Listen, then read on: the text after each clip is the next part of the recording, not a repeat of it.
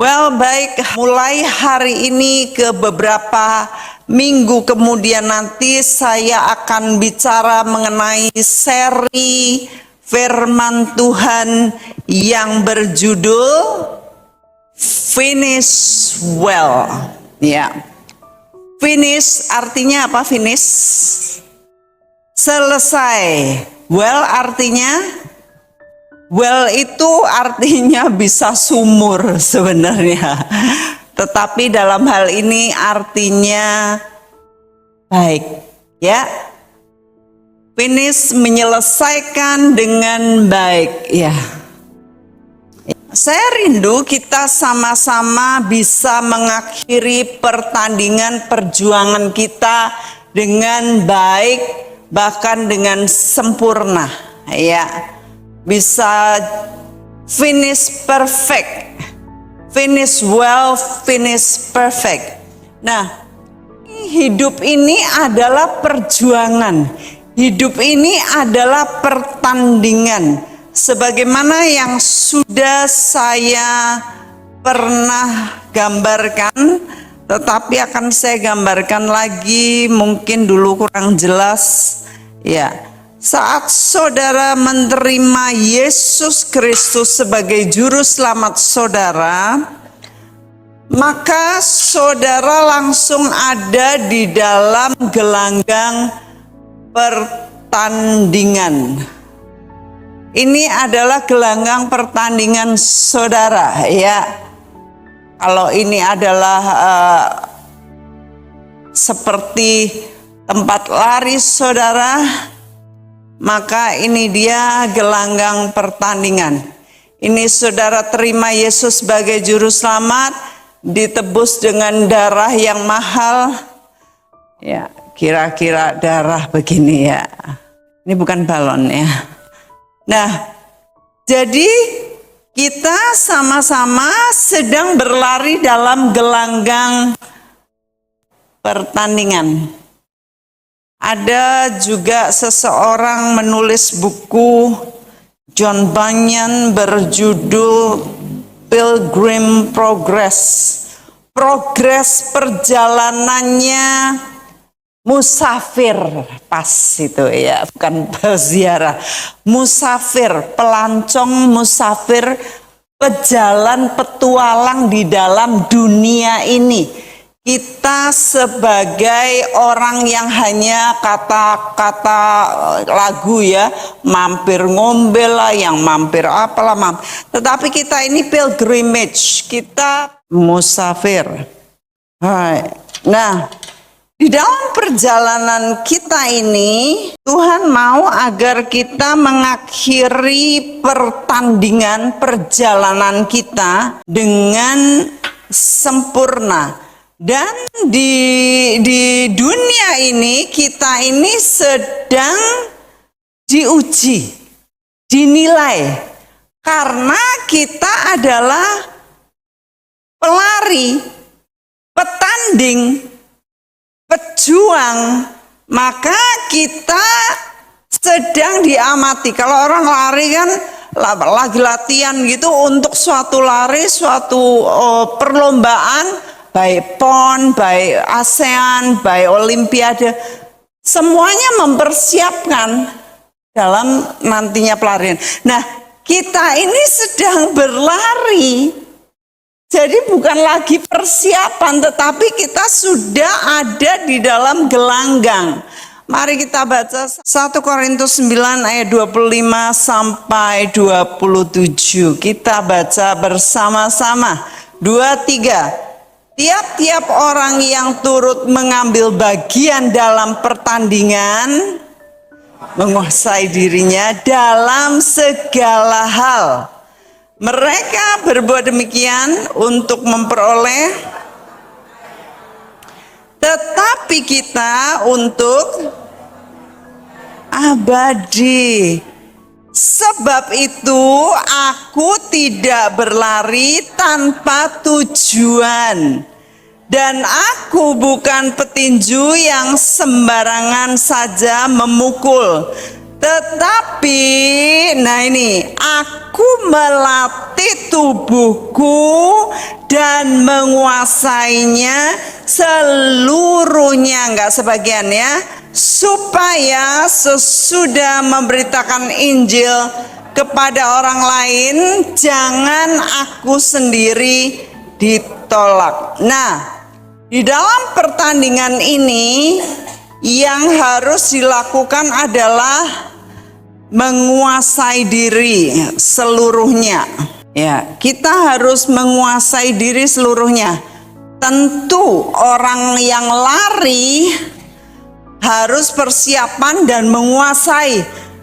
Ya, jangan sampai tiba-tiba di tengah jalan kakinya kecedit atau kram karena tidak biasa lari. Ya, jadi harus dikuasai, harus latihan hari-hari.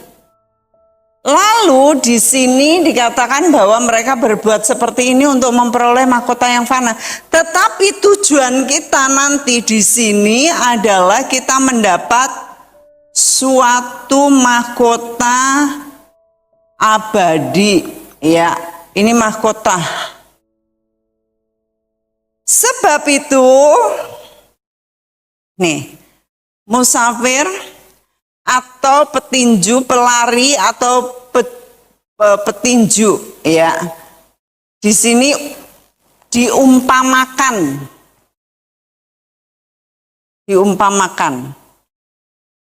Apa yang harus dilakukan? Dia sebagai pelari tidak berlari tanpa tujuan. Jadi ada tujuannya, ya. Ada tujuan. Tujuannya ini dia, finish well, ya, mengakhiri dengan baik atau dengan sempurna. Yang petinju nggak sembarangan memukul, tetapi dikatakan aku melatih tubuhku. Ini menguasai diri, melatih tubuh dan menguasai seluruhnya. Dan menguasai diri seluruhnya. Supaya apa? Supaya kita terima upah abadi. Kita berakhir dengan sempurna, kita mendapatkan hadiah-hadiah yang luar biasa nanti. Tetapi bukan hanya hadiahnya, tetapi kita bersyukur karena kita sudah ditebus. Apa balas kita kepada Tuhan? Tadi pagi waktu saya tiba dengan mobil, saya lihat Ibu Harpin jalan dituntun sama Pak Harpin. Saya sampai, ya ampun Bu, ini istilahnya mati bangkit lagi. Wow, keluarganya udah manggil saya untuk diserahkan kepada Tuhan, untuk siap ngadep Tuhan. Tetapi ternyata Tuhan masih kasih perpanjangan. Artinya Ibu Harpin harus lari lagi nih. Lari bukan ini ya, lari kayak gini. Tetapi harus berjuang lagi. Harus menjadi musafir lagi. Ibu Harpin itu sudah berapa kali masuk rumah sakit, masuk kolaps, jantungnya lemah. Yang terakhir itu, lah, berapa bulan, kira-kira 2 bulan lalu, sudah mengkis-mengkis, sudah oksigennya yang segini nih.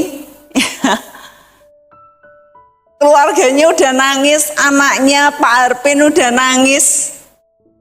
Saya bilang kita semua sukacita sebab beliau mau memperoleh upah, tetapi masih diperpanjang. Sekarang saya kasih cerita yang lain, yaitu ada seorang cucu bawa neneknya di KKR, ya. Lalu cucunya ini maju dan bilang, Pak Pendeta, tolong doakan nenek saya. Pak Pendeta ini mikir, dulu udah didoakan, sekarang didoakan lagi untuk apa? Ya, supaya sembuh sakitnya. Lalu hamba Tuhan ini mendengar Tuhan ngomong gini, Jangan didoakan, karena aku akan memanggil dia. Aku tidak akan menyembuhkan dia. Loh, akhirnya ini pendeta nggak enak, namanya pendeta suruh mendoakan kok nggak mau doain. Ya dia bilang, maaf ya Cuk, Tuhan bilang nggak perlu didoakan. Lalu hamba Tuhan ini nanya kepada Tuhan, Tuhan kenapa? Tugas saya sebagai hamba Tuhan kan mendoakan jemaat. Kenapa nggak boleh mendoakan? Tuhan bilang, hidupnya sudah percuma. Karena apa? Kalau waktu saya sembuhkan di awal, dia tidak berdoa. Dia tidak ngucap syukur. Ya, dia tidak bersyafaat, doain orang lain. Jadi hidupnya nggak ada guna. Ngapain cuman ngabisin oksigen nafasnya Tuhan sama makan minum ngerepoti nyusai anak cucu menantu. Nah, kita bicara di sini nih, kalau sudah nggak lari deprok, ya udah Tuhan panggil. Gak ada guna soalnya, ya toh. Ngapain lagi? Pelari kok lari mandek di sini. Ada seorang pelari dulu pernah saya setelkan ya, orang Afrika. Waktu dia lari rupanya entah dia kesandung entah apa, saya lupa. Dia kakinya cedera, keluar darah, ngucur, dia minta perban. Lalu sambil jengklang gini dia tetap lari. Dan itu maraton yang jauh sekali. Dia lari terus, temennya udah selesai. Ini sampai malam, sampai petang, dia tetap engklek. Sampai di sana disorakin dia nggak menang. Yang pemenang sudah ini, sudah sampai. Lalu diwawancarai, loh Mas, jenengan kan sudah jatuh, sudah ndak juara, kenapa jenengan ngoyo? Kok ngoyo sekali harus lari sampai sana? Kan kakinya sakit. Jawabannya apa? Negara saya mengirim saya bukan hanya untuk berlari, tetapi merinding saya, untuk menyelesaikan pertandingan dengan baik. Saudara, Tuhan ngirim saudara, ngirim kita bersama bukan hanya untuk hidup tok mangan turu, tetapi untuk melakukan sesuatu sampai selesai supaya kita memperoleh upah, memperoleh mahkota. Kalau saudara sudah nggak berfungsi lagi di dunia, ya sudah. Ada orang-orang yang mati muda bukan karena berfungsi, tidak berfungsi seperti Yesus. Sudah selesai, sepanjang hidupnya udah ngoyo banget Yesus, ya udah selesai.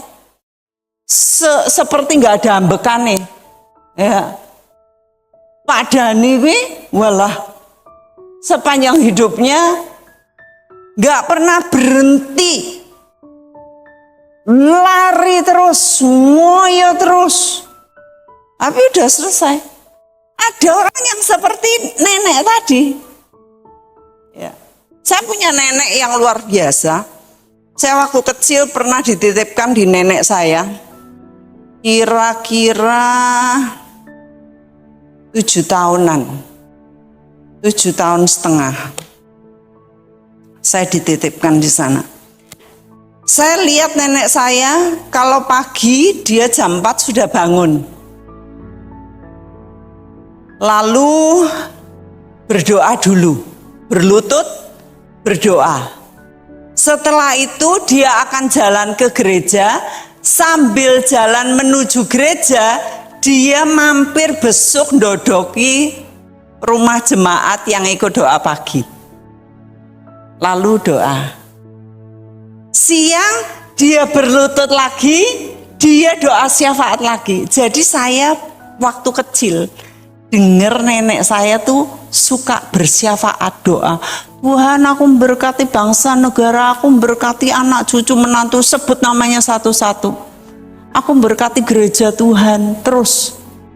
Sehingga itu nempel di saya sampai sekarang, sampai tadi pagi. Saya bangun jam 5 pagi, saya bersyafaat. Hari-hari. Nenek saya sampai anggaran isin tutup mata. Pura-pura nggak kenal. Waktu itu masih kecil ya.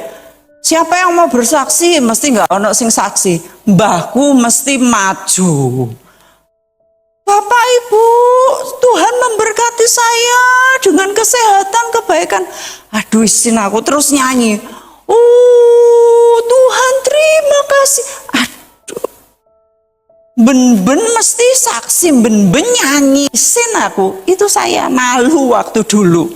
Tapi sekarang lihat ke belakang, wow, nenek saya ini luar biasa. Nggak berhenti untuk melayani. Kemudian waktu suaminya meninggal, waktu kakek saya meninggal, dia cuma mau pakai baju putih atasannya, bawahnya jarik, pakai jarian, hari-hari pakai jarian, memang dari dulu jarian, batik ya. Itu sebabnya saya selalu minta batiknya yang sudah kewer-kewer. Mak, aku minta batik sing kewer-kewer 2, tak bawa luar negeri. Saya bangun mesbah doa di kampus, di dormitori asrama saya pakai jari mbahku, tak kasih peniti, tak kasih enggak seni, kasih tali rafia, kasih peniti, tak tutup. Nah, waktu kakek saya meninggal, beliau berketetapan untuk pakai hanya baju putih. Kebaya putih, kainnya macam-macam, brokat lah, yang apa. Dan dia itu selalu memberi besannya, ya. Dia memberi kain kepada besannya yang satu gereja dijahit kembaran. Dan dia dapat lagi, dia beli lagi, dia ngasih lagi. Sepanjang hidupnya sampai meninggal usia 86. Nenek saya umurnya 86, suntuk. Waktu itu saya ada di Amerika. Sebelumnya saya ada di Korea. Tiap kali saya nelfon, Mak, aku mau nelfon ya, tak tulis dulu surat. Saya mau nelfon tanggal ini jam gini ya. Dia tungguin di gereja, di kantor gereja. Jam segitu lalu saya telepon. Lalu satu kali saya ke sana. Tiap kali kalau saya ke sana, selesai saya mau pulang, saya selalu ngasih emak amplop. Mak, ini buat emak ya. Zaman segitu, zaman tahun berapa ya? 90-an lah. Tahun 90-an belum lahir ya. 90-an, ya. Saya ngasih 200.000. Ngasih 200.000. Langsung dibelikan jajanan kecil. Saya bilang, Mak, aku ngasih ini untukmu, kenapa dibelikan ini? Iya, karena sore nanti ada sekolah minggu di rumah sini, di rumah Mak. Jadi tak kasih buat anak-anak. Saya gelo. Terus dia bilang gini, dia tahu saya gelo. Mak ini buat apa nyimpen harta duniawi? Ini harta untuk harta surga, di mana ngengat dan karat tidak merusakkannya. Saya bilang ini orang gak ada yang ngajari cuman firman luar biasa. Dan saya hidup seperti dia, saya bersyukur. Selagi kita ada waktu hidup di dunia, kita pakai semuanya untuk kemuliaan Tuhan. Kalau hidup untuk diri sendiri gampang, ngumpul ke duit untuk diri sendiri gampang, tetapi untuk orang lain Nih loh, ditambah-tambahkan kita punya permata di mahkota kita, di taburan-taburan permata. Kalau sudah nggak ada fungsi lagi, kita bisa dipedot di sini nyawone. Kita bisa dipedot di sini nyawone, bisa dipedot di sini. Hampir tinggal sithik tok. Iya. Bu Harpin hampir sithik diperpanjang lagi. 12. Saudara, kita harus menyadari hari-hari perjuangan kita. Ada yang namanya stagnasi rohani. Apa? Stagnasi rohani itu apa artinya? Mandek, tidak gerak, stagnan, stagnasi. Jadi tidak maju, tidak turun. Aku ke gereja tapi kosong, mendeleng, ya, mendelengi saya kayak gini. Tapi masuk kuping kanan, keluar kuping kanan juga. Tidak sempat masuk, bablas, ya balik mental. Tidak menjadi pelaku. Dengar firman sampai rumah ngerasani mbek bojone. Ki mau bumek ki ngomong apa? Kaya ngrasani dhewe. Wis rasa dianuke. Apa firman kok kaya ngono? Loh. Nah, stagnasi rohani ada juga disebabkan karena kelimpahan harta, lupa, ya, gengsi untuk melakukan firman, gengsi untuk rendah hati, gengsi untuk minta ampun, minta maaf, gengsi, stagnasi rohani. Banyak bahkan Paulus berkata, aduh, yang seharusnya anak-anak Tuhan itu sudah jadi pengajar-pengajar, tetapi banyak yang masih minum susu. 1 Korintus 3 ayat 1 sampai 2, mari kita baca. Kita baca bersama-sama, 2, 3.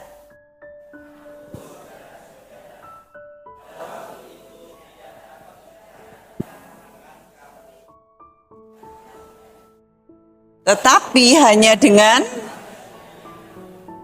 yang belum dewasa dalam Kristus. Susulah yang, ya, bukanlah makanan keras, sebab kamu belum dapat menerimanya. Dan sekarang pun, aduh, 3. Karena kamu masih manusia duniawi. Sebab jika di antara kamu ada iri hati, perselisihan, bukankah hal itu menunjukkan bahwa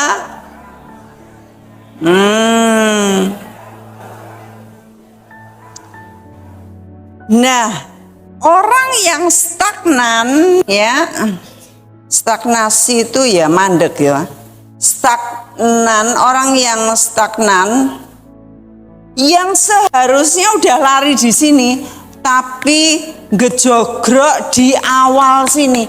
Moh, aku ora gelem melu pertandingan. Moh pokoknya aku lungguh kene, pokoknya aku ndeprok kene. Yo karepmu, kowe ndeprok sini.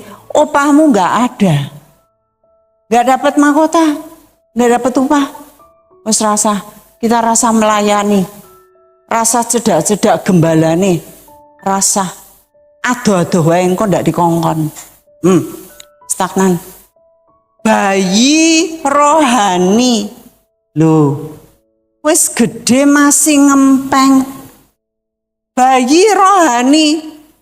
Terus minumnya susu.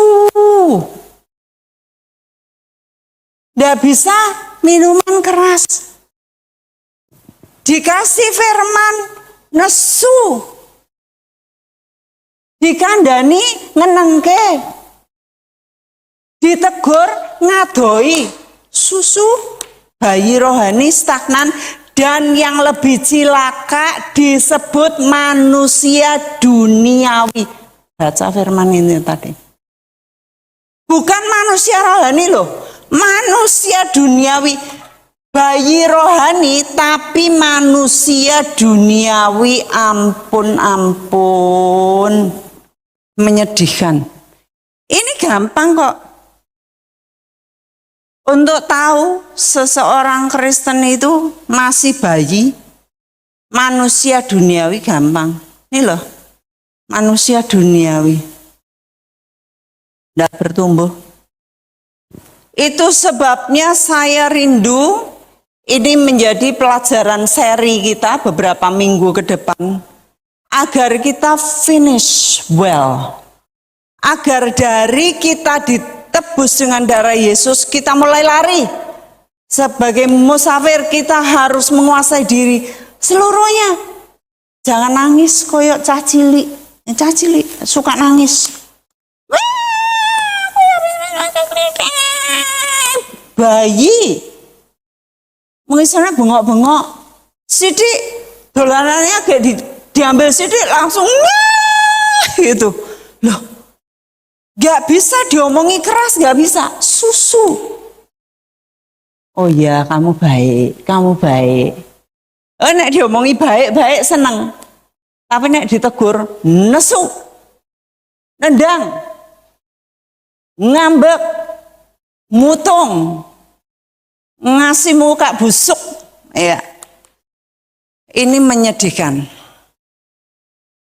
Dan sangat mudah sekali untuk mengerti seseorang yang demikian. Karena apa?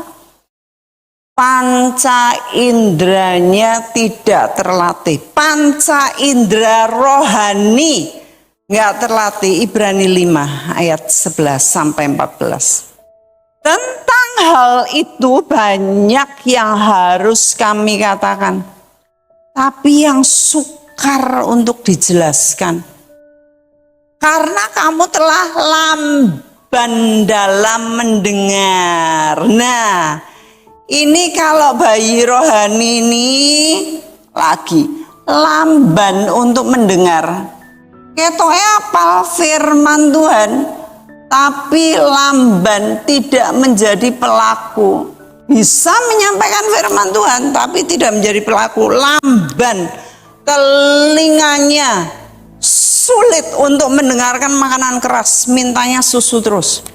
Shalom, kayaknya baik-baik, tapi hatinya gondok, hatinya membatu. Sebab sekalipun kamu ditinjau dari sudut waktu, sudah seharusnya menjadi pengajar. Iya, banyak di sini yang 30 tahun ke atas hadir di gereja ini. Katakan, kamu masih perlu lagi diajarkan. Dulu saya pernah ngajar ini, asas-asas pokok dari pernyataan Elohim. Dan kamu masih lagi memerlukan susu, ya, bukan makanan keras. Nek makanan keras dues, ya, di anu kita dung gitu, teges, ya. Kena lagi mental tamblek, gak apa-apa, siap gitu ya.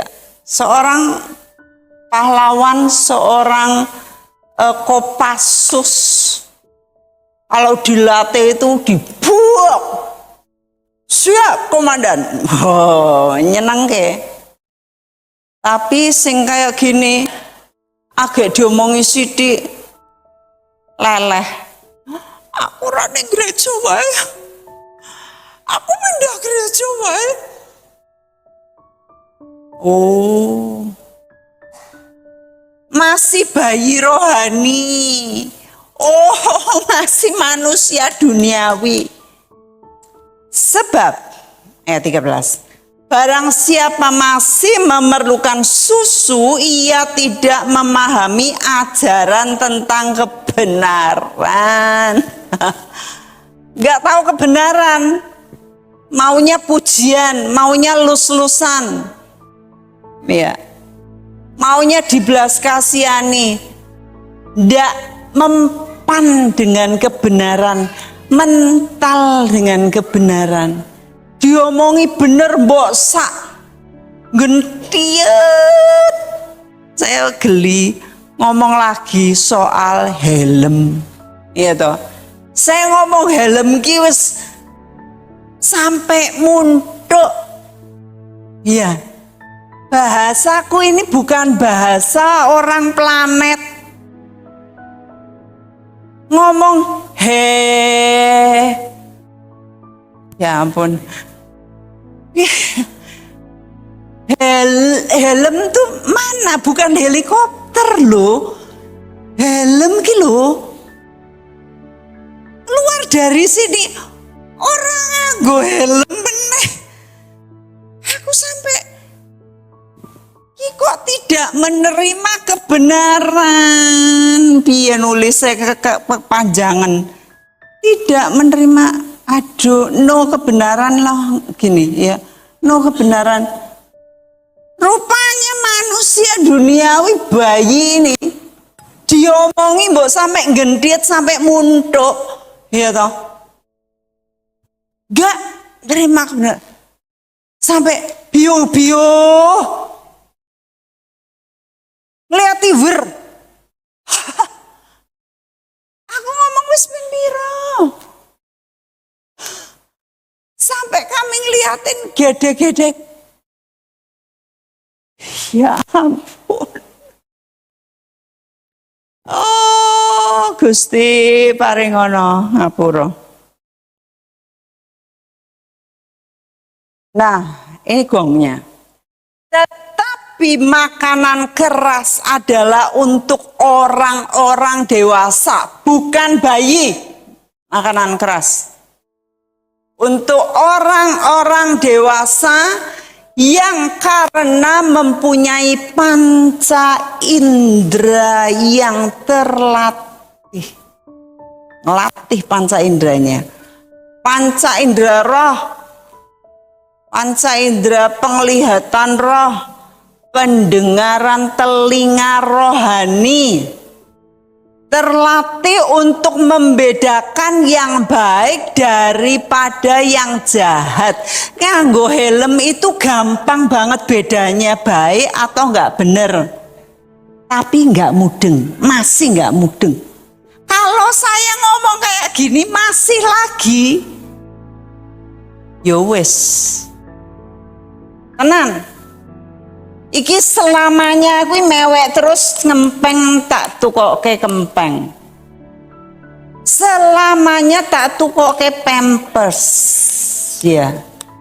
Tuhan, saya sebagai gembala saudara, penjaga jiwa saudara, saya nih pengen saudara sampai sini loh. Mudeng toh. Saya ngomong bolak-balik supaya saudara dapat upah. Supaya saudara mengakhiri pertandingan dengan baik, dengan sempurna. Jangan sampai seperti orang bebal. Diomongi bolak-balik, orang mudeng. Ini bukan bahasa yang puitis, bukan bahasa surga, bukan bahasa roh. Bahasa Indonesia. Helm. Ya kan? Nah, itu contoh ya, helm itu cuman contoh. SIM helm, ya, itu cuman contoh. Tetapi saya mau saudara sebagai musafir, ayo, seluruhnya dikuasai, pikirannya dikuasai, pendengarannya dikuasai. Saya ngomong firman Tuhan, saudara dengar baik-baik. Kuasai diri, karena saya mengasihi saudara. Waktunya kita tidak tahu kapan Bu Harpin ya. Terus saya bilang sama Bu Harpin waktu lalu. Loh, ndak tahu loh Ibu Harpin duluan apa saya duluan. Bu Harpin bilang, jangan Ibu Mek, jangan dulu. Biar saya dulu aja katanya. Ibu Mek masih banyak diperlukan katanya. Tapi saya nggak tahu, kita nggak tahu. Ya. Tapi kita harus menguasai diri seluruhnya. Jangan, kalau saya seperti tadi ini dalam 1 Korintus 9 ayat 24 sampai 27. Jangan saya setelah memberitakan firman Injil kepada orang lain, saya malah ditolak. Kowe dhewe ra nglakone. Kowe dhewe simmu ndelok duwe ora? Simmu masih berlaku ora? Masih berlaku, coba bukakan. Sampai kapan? Coba bukakan SIM saya. Jangan saya sendiri ditolak, saya harus menguasai diri seluruhnya. Saya harus seperti pelari dan petinju yang punya tujuan, yang melatih tubuh saya. Saya berani ngomong. Coba bacakan kapan selesainya. Habis enggak? Ya, masih 2029. Tanggal 5 bulan 11 2029. Masih berlaku karena saya perpanjang terus sejak saya ada di luar negeri loh. Saya perpanjang terus sampai ini terus SIM saya. Nah, jadi jangan sampai kita nggak ngelatih. Jangan sampai kita tidak menyadari. Jangan sampai kita ini kendor. Jangan sampai kita gantungin sepatu lari kita. Kemarinnya saya ada di pesawat dengan beberapa pemimpin. Kami sama-sama capek lah. Kami sama-sama semuanya capek banget. Ya, karena beberapa hari udah acara terus capek. Saya tidur sebentar, lalu saya bangun. Saya sepanjang perjalanan saya baca firman. Saya terapi hafalan ayat. Sampai dalam satu perjalanan 700 ayat, 700 kali saya hafalkan kira-kira 7 ayat. 700, sekali satu ayat 100. Lalu saya baca firman berpasal-pasal. Sebelah saya bangun, lihat saya, dia ngantuk. Tidur lagi, ngantuk. Ada kalanya mereka juga melek dan baca. Tetapi mereka memperhatikan saya membaca firman sambil saya juga terapi ayat. Saya berdiri di pesawat, lalu saya baca, saya terapi, saya ini. Dan mereka bersaksi, mereka rupanya ngelihat. Saya bukan butuh dilihat, nggak pamer saya. Tapi saya menguasai diri. Saya lagi lari. Saya sedang ada dalam gelanggang. Kebutuhan saya supaya setelah saya memberitakan Injil kepada saudara-saudara dan orang-orang lain, jangan saya sendiri ditolak.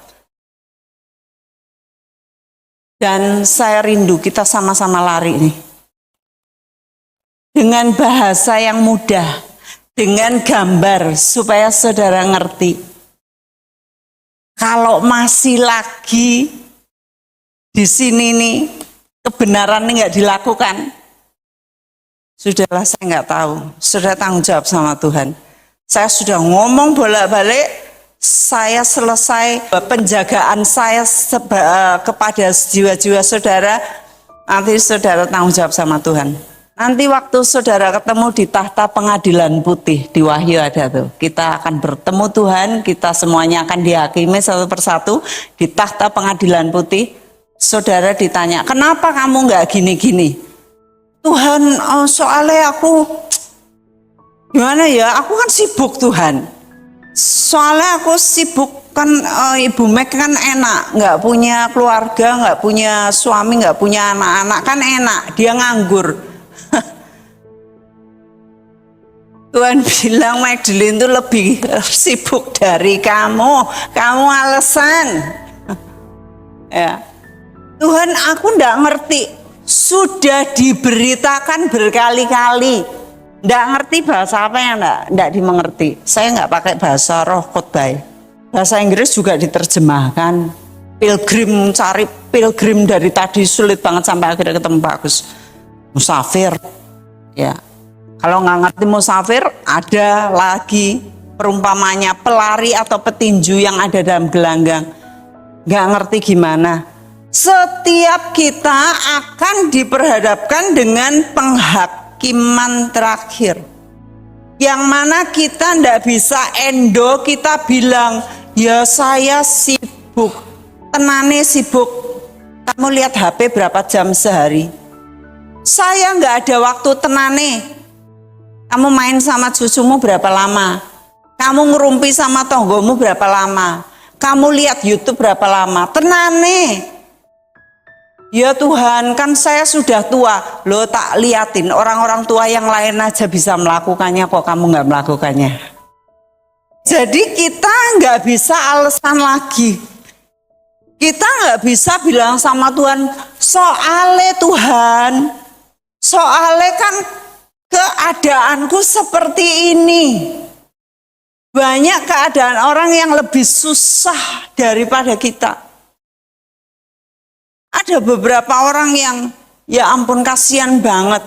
Perempuan, saya lihat perempuan, pria ada ya, Nick Vujicic gitu, yang badannya cuman segini.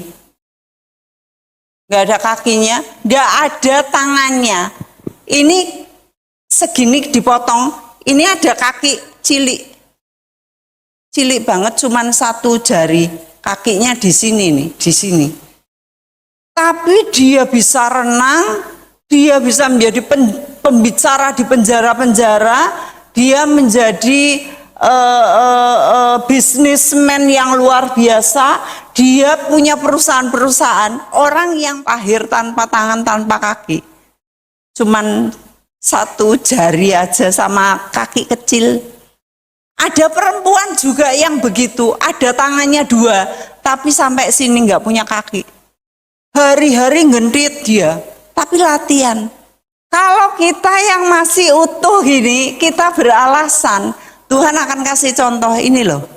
Orang-orang seperti ini, mereka melatih dirinya, menguasai tubuhnya seluruhnya. Mereka lari di gelanggang. Pagi hari ini, saya rindu supaya saya lagi bangkitin saudara, supaya saudara nggak stagnan. Supaya saudara lari, supaya saudara jangan terus-menerus minum susu, supaya saudara tidak lagi disebut manusia duniawi, karena bayi rohani tapi manusia duniawi. Kelakuannya masih sama orang dunia, sama, bahaya sekali. Kita harus beda, kita harus jadi terang. Mari kita sama-sama berdoa. Bapa, hamba mengucap syukur pada pagi hari ini bisa menyampaikan firman Tuhan seri Finish Well, agar jemaat yang Tuhan percayakan kepada hamba, mereka menjadi makin dewasa.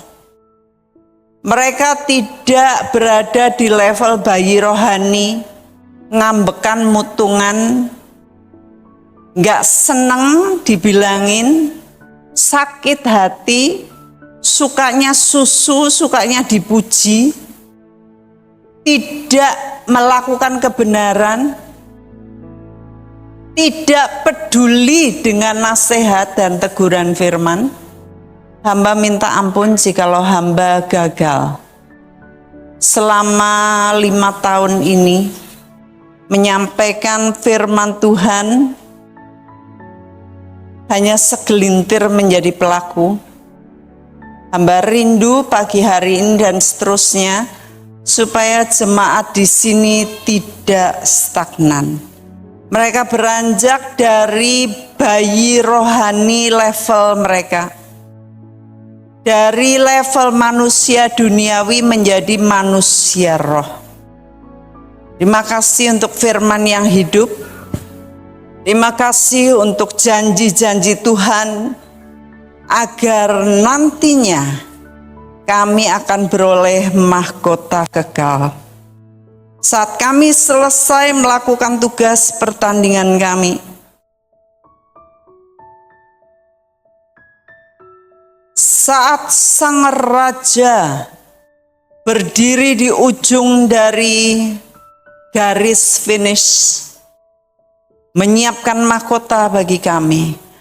Mahkota yang tidak fana, mahkota yang kekal, mahkota keabadian, agar kami boleh memerintah bersama-sama dengan Dia dalam kekekalan. Tuhan, hamba mengasihi jiwa-jiwa yang berharga ini.